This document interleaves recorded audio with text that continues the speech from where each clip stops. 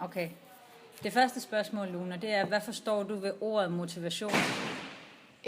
Det, jeg forstår, det er, at hvis man motiverer nogen, det er, at man taler dem op til for eksempel at gøre det, man har bedt dem om at gøre, eller sådan motivere dem.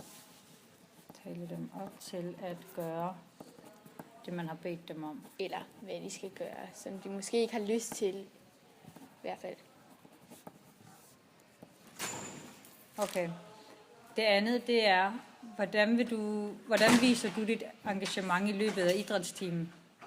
Hvad til engagement? Det er, hvordan viser du din deltagelse i løbet af idrætstimen? Hvordan viser du din glæde? Hvordan viser du, at du gerne vil engagere dig i det, du laver? Det viser jeg med, at jeg synes, at jeg gør det selvfølgelig, og prøver at få det sjove ud af det, og se det gode, den gode side fra det. Og sådan. Ja. Jeg synes også, det er sjovt at bevæge mig, så det er egentlig ikke så svært. Ja. Hvad sagde du der? At det er sjovt at bevæge mig, så det er ikke så svært at synes, det ikke er sjovt. Ja. Jeg kan godt lide idræt, og jeg viser mit engagement med, at jeg får det til at synes, det er sjovere på en måde. Ja, okay. Så at se det sjove i idrætten. Ja. Hvordan var det at starte timen med at stå på række?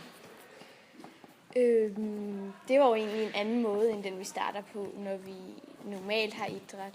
Der sætter vi os jo bare på trappen, og der venter vi til alle er kommet op fra omklædningen.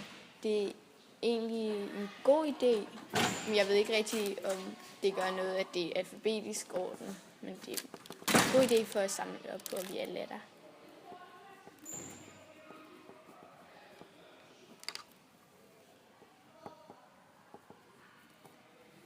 Hvordan påvirker det dig, når læreren er en deltagende part af undervisningen? Det kan jeg meget bedre lide, fordi det er tit ikke så meget, når vi har idræt normalt. Så skal vi tit løbe rundt om søen, og der er de ikke med. Det er ikke alle, der har idrætstøj på. Det er for det meste kun Pernille, som er en idrætslærer. Og der bliver man sådan lidt, så synes man, det er lidt kedeligt og sådan lidt... Altså, hvis de ikke vil det, så er der nok heller ikke nogen grund til, at vi vil det. Så det er sådan lidt... Det kan jeg meget bedre lide, de er med, og ligesom synes, det er sjovt at være med. Så får de også til at synes, det er sjovt.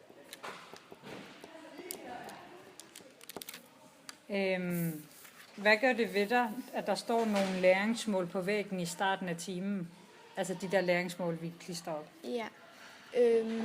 Det gør, at jeg får set, hvor langt jeg skal nå, og hvad jeg skal fokusere på under undervisningen. Ja.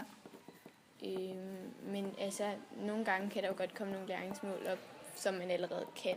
Mm-hmm. Og så må man egentlig bare følge med i timen og få det bedste ud af det.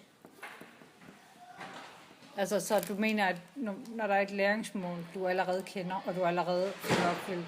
Jeg føler mig god til. Ja. Hvad vil du så gøre? Så vil jeg stadig deltage i timen og lære det, jeg kan. Altså sådan, så du måske kunne hjælpe andre også? Ja. Hjælpe andre.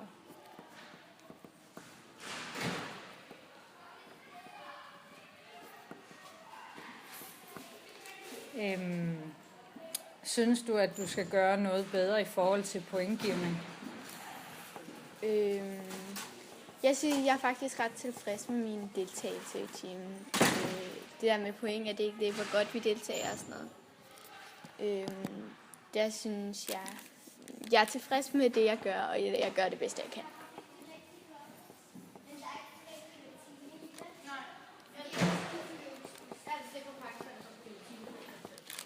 Vil du sige, at det har noget at gøre med hinanden, at den deltagelse, du putter i det, i forhold til, om du er motiveret? Ja, jeg bliver jo motiveret til at deltage i timen. Og det vil være bedst, at jeg bliver motiveret fra lærerne, og det er ikke altid, jeg gør det i den normale undervisning.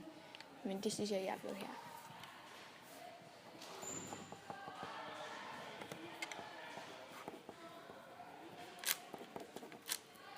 Så altså, når du bliver motiveret af lærer, så føler du mere for at deltage i idræt, eller hvad? Ja. Og andre af mine venner også. Ja.